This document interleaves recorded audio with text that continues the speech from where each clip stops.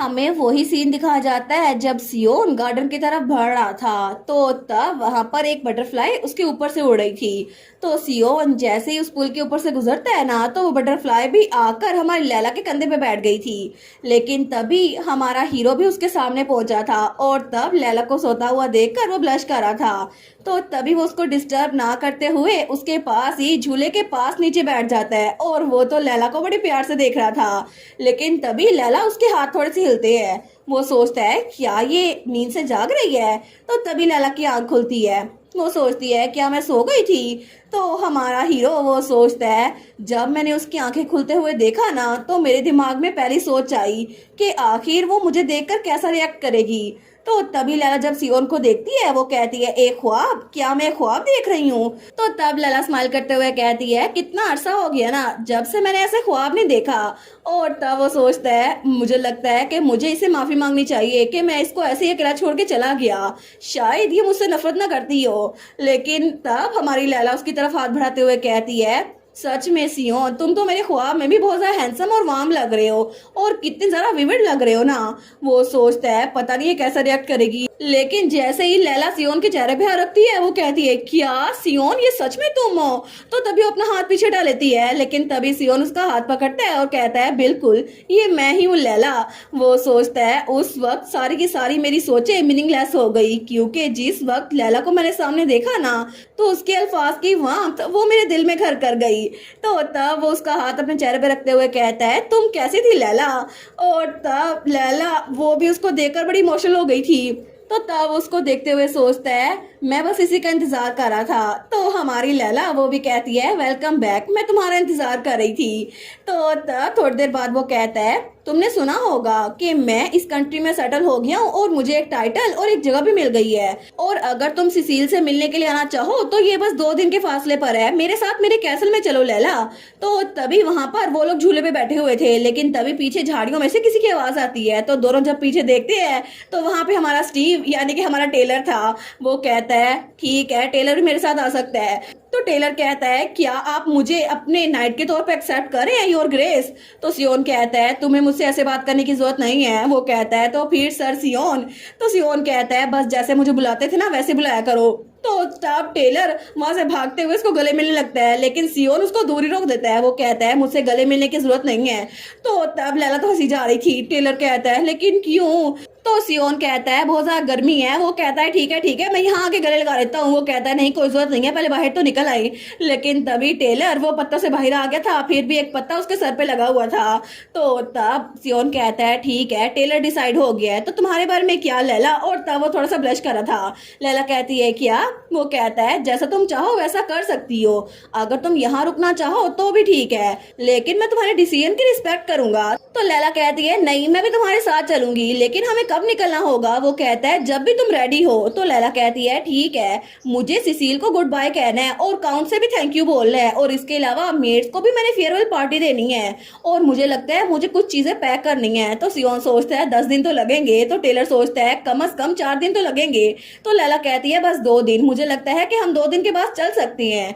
तो वो कहता है क्या। लैला कहती है थोड़ी देर हो जाएगी, तो फिर मैं पैकिंग रहने देती हूँ। वो कहता है नहीं इट्स ओके लैला, जब तुम चाहो तब हमारे साथ चल सकती हो। वो कहती है थैंक गुडनेस। लेकिन तभी टेलर वो सियोन के कंधे पे रखते हुए कहता है बाय द वे सियोन, तुम्हारे टीचर का एक सवाल है। तो सियोन कहता है क्या सवाल है। तो टेलर कहता है वो इवल डिटी कैसी थी जिससे तुमने फाइट की थी। तो सियोन कहता है किस बारे में। वो कहता है मैं तो बस क्यूरियस था कि वो कितना स्ट्रॉन्ग था। तो सियोन कहता है वो तो बस अजीब सा था और वीक था। तो टेलर की इमेजिनेशन में इवल डिटी तो बड़ी वीक सी थी। तो टेलर कहता है अच्छा वो इतना वीक था, लेकिन मैंने सुना था कि तुमने पूरा आधा महीना उससे फाइट की है। तो सियोन कहता है तुम्हें किसने बताया। वो कहता है मैंने रूमर सुनी थी। तो सियोन कहता है वेल मैंने उससे आधा महीना फाइट तो की है, लेकिन मैं बस टाइम पास कर रहा था। तो टेलर कहता है अच्छा मतलब ये बोरिंग बैटल थी। वो कहता है बिल्कुल। तो टेलर कहता है मुझे खुशी हुई कि बोरिंग बैटल थी, मुझे लगा था कि तुमने इतना सारा सफर किया होगा कि तुम मर के वापस आए होगे। लेकिन ये बात सियोन के सर पे जाके लगती है। वो कहता है फिर भी अगर कोई मर के बार बार वापस आए ना तो वो तो बिल्कुल पागल हुए बगैर रह नहीं सकता। तो ये बात लैला के दिल में जाके लगती है। लेकिन तब वो कहता है मुझे खुशी हुई कि तुम्हें इस सब से गुजरना नहीं पड़ा सियोन, लेकिन फिर भी तुम दोनों को क्या हुआ है, ऐसा मुंह क्यों बनाया हुआ है। तो तब सियोन उसकी बात को इग्नोर करके लैला की तरफ हाथ बढ़ाता है। वो कहता है हम कहीं और जाके बात करते हैं। लैला चलो चलते हैं। वो कहती है ठीक है। लेकिन पीछे से टेलर कहता है तुम लोग कहाँ जा रहे हो, पार्लर में या कहीं और, मुझे भी साथ ले चलो ना। तो सियोन कहता है अगर मैं तुमसे कहूँ कि थोड़ा इंतजार कर लो तो क्या तुम इंतजार करोगे। तो टेलर कहता है बिल्कुल भी नहीं, मैं तो लेडी लैला और सियोन दोनों के साथ रहूंगा।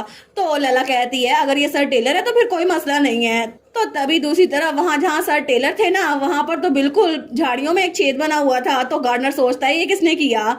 और उसके थोड़ी देर बाद हमें किंगडम के ईस्टर्न पार्ट में ड्यूकल कैसल दिखाया जाता है, जो कि हमारे सियोन का हो चुका था। और सियोन के साथ ही टेलर और लैला वहां पर आ चुके थे और सारे के सारे सर्वेंट्स ने उनको ग्रीट किया था। लेकिन तब लैला सोचती है मुझे बस अजीब सा लग रहा था, ऐसा लगता है कि मैंने सियोन की खुशी में बहुत कुछ मिस कर दिया है। लेकिन तब वो रात को अपने बेड पे थी। वो सोचती है मेरे साथ गलत किया है, क्या मैं बहुत लंबे अर्से तक भागी रही हूँ, इसी वजह से मुझे घर वाली फीलिंग नहीं आ रही। लेकिन फिर भी मुझे ऐसा लगता है कि इस डची में पहुंचने के बाद ये सब कुछ शुरू हुआ, स्पेशली सर्वेंट्स को देखकर। तो तभी उसे एहसास होता है बिल्कुल सर्वेंट्स, मैं तो मैरी और विलियम के बारे में भूल ही गई, मैं उनसे कांटेक्ट नहीं कर सकी थी। फिर भी मैं सिसिल से उनके बारे में पूछती रहती थी। तो अब मुझे लगता है सियोन और सर टेलर यहाँ पर हैं ना, तो मैं उनसे भी कांटेक्ट करूंगी। मैं कल उनको लेटर लिखूंगी। अगर मैं उनको यहाँ बुला नहीं सकती तो कम से कम उनसे मिल तो सकती हूँ ना। लेकिन अगले दिन उसने लेटर लिख दिया था। वो कहती है ये वाइकाउंट ऑफ ब्यूमटन की तरफ भेजो, हिल्डिगर की तरफ नहीं। तो बटलर कहता है जी मैं समझ गया।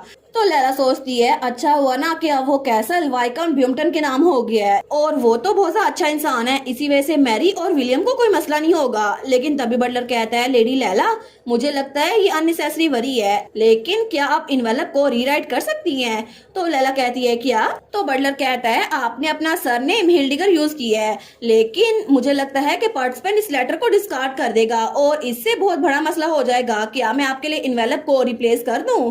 तो लैला कहती है जी जी बिल्कुल ठीक है, तो मैं आप पे छोड़ती हूँ। लेकिन तब वो कहता है मैं समझ गया माई लेडी, प्लीज अगर कोई भी बात हो तो मुझे बुला लीजिएगा। लेकिन उसके जाने के फौरन बाद हमारी लैला सोचती है बिल्कुल अब तो मैं हिल्डिगर नाम यूज कर ही नहीं सकती, क्योंकि ये एक ट्रेटर का घर था और इस वजह से मैं हिल्डिगर नाम यूज नहीं कर सकती, वरना सबको लगेगा कि मैं एक ट्रेटर हूँ। तो अब पीछे मैं एक नोबल लेडी नहीं रह गई, मैं सिर्फ 20 साल की एक लड़की लैला रह गई हूँ। सर टेलर वो यहाँ पर एक नाइट है और सियोन इस जगह का मास्टर है। लेकिन अगर ऐसी बात है तो फिर मैं कौन हूँ, आखिर मेरी पहचान क्या है। तो ये सोचते ही उसको बहुत ज्यादा बुरा लग रहा था। तो तब वो सोचती है मुझे समझ आ गया कि इस कैसल में आते ही मुझे इतना अजीब क्यों लग रहा था, क्योंकि सर्वेंट्स ने सियोन को अपना मास्टर माना था और मैं और सर टेलर तो उनके साथ आए थे। सर टेलर वो तो यहाँ पर नाइट बन गए हैं, लेकिन मेरा यहाँ पर कोई काम नहीं है और अब तो मैं मार्कस की बेटी हूँ नहीं जो कि सियोन को कुछ ऑफर कर सकती है। लेकिन फिर भी मुझे लगता है कि मुझे हर एक चीज के लिए सियोन पर डिपेंड करना पड़ेगा, लेकिन क्या ये ठीक रहेगा। तो उठते हुए सोचती है नहीं अब मैं उसकी मकरूज नहीं हो सकती, कम अज कम मुझे उस पर बर्डन नहीं बना चाहिए। तो तब वो दरवाजा खोलते हुए सोचती है मुझे कुछ ना कुछ ढूंढना होगा जो मैं कर सकती हूँ। तो तब वहां पर हमें हेडमेड दिखाई जाती है जो कि वहां पर सामान को चेक कर रही थी। लेकिन तभी लैला वहां पर आती है तो वो कहती है हेडमेड क्या मैं आपसे बात कर सकती हूँ। तो हेडमेड कहती है of course my lady, please आराम से बात करें। तो हमारी हीरोइन कहती है मुझे आपसे एक फेवर मांगना है, मैं चाहती हूँ कि आप मुझे मेड का काम सिखा दें। तो हेडमेड कहती है मुझे माफ कीजिएगा माय लेडी, लेकिन आप एक मेड का काम क्यों करना चाहती हैं। तो हमारी हीरोइन कहती है मैं एक नोबल लेडी नहीं हूँ, मेरा मतलब है। वो सोचती है मुझे अपने अल्फाज को सही से इस्तेमाल करना पड़ेगा। तो हेडमेड कहती है प्लीज लोअर टोन में बात करें माय लेडी। हमारी हीरोइन कहती है नहीं नहीं मैं एक नोबल वुमन नहीं हूँ, बस मुझे लैला कह के बुलाओ। तो वो कहती है लेडी लैला मेड का काम। तो हमारी हीरोइन कहती है ये लेडी वाला पार्ट हटा दो ना, बस मुझे लैला कहो। तो हेडमेड कहती है नहीं मैं ऐसा नहीं कर सकती, इसके अलावा मैं आपकी रिक्वेस्ट को पूरा नहीं कर सकती कि आपको एक मेड वाला काम सिखाऊं। तो लैला कहती है लेकिन क्यों नहीं, मैं सच में एक मेड बनना चाहती हूँ, मैं एक नोबल बिल्कुल नहीं हूँ। तो वो कहती है लेकिन आप तो ड्यूक के कैसल में एक गेस्ट के तौर पर रह रही हैं लेडी लैला। और इसी वजह से हम गेस्ट को काम असाइन नहीं करते। तो तब उसके सामने झुकते हुए कहती है मुझे माफ कीजिएगा लेडी लैला। तो लैला मुड़ते हुए कहती है नहीं, इट्स ओके, थैंक यू आपके टाइम के लिए, अब मैं चलती हूँ। लेकिन जैसे उसने दरवाजा बंद किया था ना, तो बाहर आकर वो सोचती है ड्यूक के घर में एक गेस्ट, क्या बस मेरी यही पहचान है? इसका मतलब है कि एक गेस्ट को घर को छोड़ के जाना पड़ता है। अब तो मुझे और जरा बुरा लग रहा है। तो तब उसकी आंखों में आंसू आ रहे थे।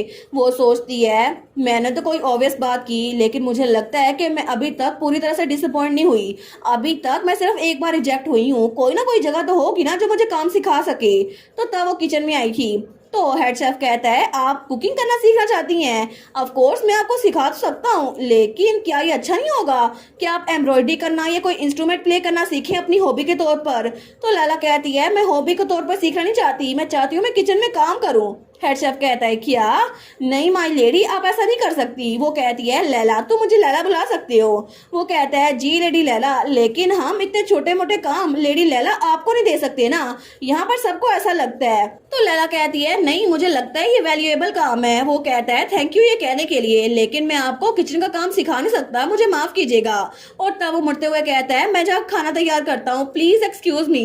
तो लैला सोचती है मुझे यहाँ पर भी रिजेक्ट कर दिया गया, लेकिन जब वो वहां पर अस्तबल में आई थी ना, तो तब वो कहता है इसका मतलब है आप जानवरों की देखभाल करना चाहती है? बिल्कुल भी नहीं, मैं बिल्कुल भी अलाउ नहीं करूंगा।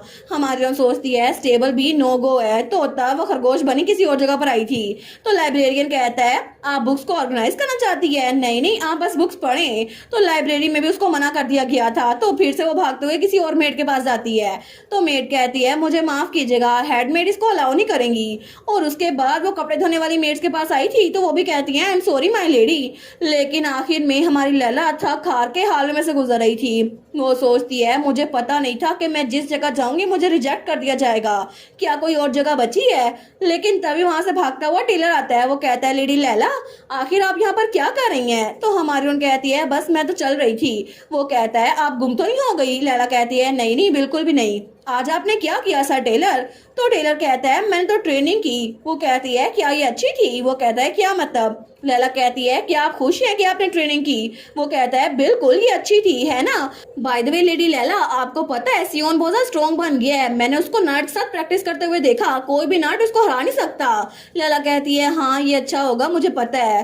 तो तब वो सोचती है सियोन भी स्ट्रॉन्ग है, सर टेलर भी स्ट्रॉन्ग है, बस वीक यहाँ पर मैं हूँ जो कुछ भी नहीं कर सकती। मुझे तो बहुत ज्यादा पैथेटिक फील हो रहा है। तो तभी टेलर उसके सामने आते हुए कहता है लेडी लैला। लैला कहती है क्या हुआ?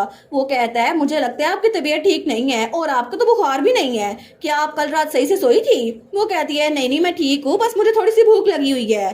तो टेलर कहता है आपको भूख लगी है? लैला कहती है हाँ मैं जाकर कुछ खा आती हूँ सर टेलर, आप भी जाके रेस्ट करें। वो कहता है जी मैं समझ गया। लेकिन लैला को जाते हुए देखकर वो सोचता है मुझे लगता है कि कुछ गलत है, ये बिल्कुल भी हंग्री नहीं लग रही। तो आखिर इनको हुआ क्या है? लेकिन थोड़ी देर बाद लैला बाहर गार्डन में आ गई थी। वो सोचती है सर टेलर तो हमेशा की तरह शार्प है, लेकिन मुझे उनको फिक्रमंद नहीं करना। और अभी तो मैं बस थोड़ा सा चलकर बाहर आई हूँ और मुझे सांस चढ़ गया है, लगता है कि मुझे भी थोड़ी रनिंग करनी पड़ेगी। मुझे लगता है मेरा स्टेमिना बहुत ज्यादा वीक हो गया है। तो तभी वहां पर गार्डनर था। वो कहता है कि आप ठीक है लेडी लैला? लैला कहती है क्या? वो कहता है मैं यहाँ का हेड गार्डनर हूँ, अगर आपको हेल्प चाहिए तो मुझे बताएं। लैला कहती है बिल्कुल मुझे चाहिए, मैं चाहती हूँ मैं आपसे गार्डनिंग सीखूं, एक हॉबी के तौर पर नहीं, बल्कि मैं चाहती हूँ मैं एक गार्डनर बन सकूं। वो सोचती है क्या मैं थोड़ा जल्दी बोल दिया? ये तो बिल्कुल भी वैसी हेल्प नहीं होगी जिसके बारे में इसने कहा था। फिर भी मुझे लगता है मुझे फिर से रिजेक्ट कर दिया जाएगा। तो वो गार्डनर कहता है मैं समझ गया, तो मैं आपको कब सिखाना शुरू करूँ? वो कहती है सच में? कल से, कल सुबह होते ही मुझे सिखा दीजिएगा।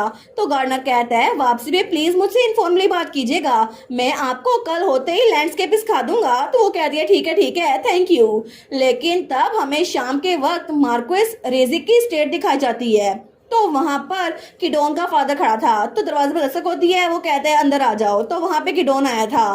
तो वो कहता है आप रॉयल कैपिटल गए थे ना, क्या वो सब कुछ अच्छा रहा फादर? तो उसका फादर उसको बड़ा घूर के देखता है। वो कहता है तुम तो बहुत ज्यादा केयर फ्री हो, क्या तुम्हें पता भी है कि तुमने क्या किया है? रॉयल नाइट्स कल सुबह ही तुम्हें अरेस्ट करने के लिए पहुंच जाएंगे। किडोन कहता है आप क्या बात कर रहे हैं, मैंने कौन सा क्राइम कमिट किया है? तो उसका फादर कहता है क्या ये सच है कि 5 साल पहले हीरो की जान तुमने खुद ली थी? तो किडोन सोचता है क्या वो सोचता है मैंने जिसकी जान ली थी, इसका मतलब है कि वो सच में एक हीरो था। मैंने सुना था कि उसकी अपीयरेंस वो उस लड़के से मिलती जुलती है, लेकिन मैंने कभी सोचा नहीं था कि वो हीरो होगा।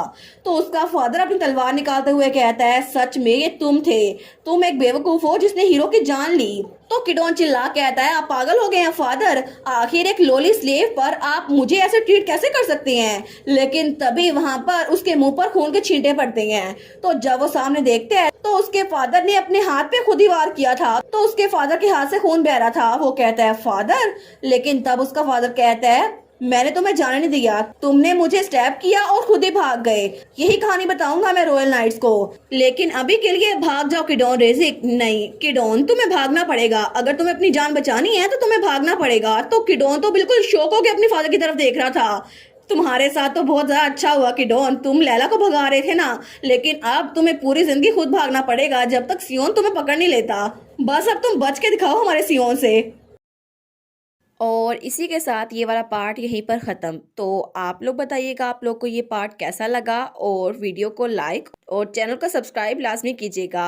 बाकी वीडियोस का लिंक भी स्क्रीन पर नज़र आ रहा होगा, तो काइंडली उनको भी चेकआउट कर ले। और thank you so much for watching my videos. Stay safe, bye bye.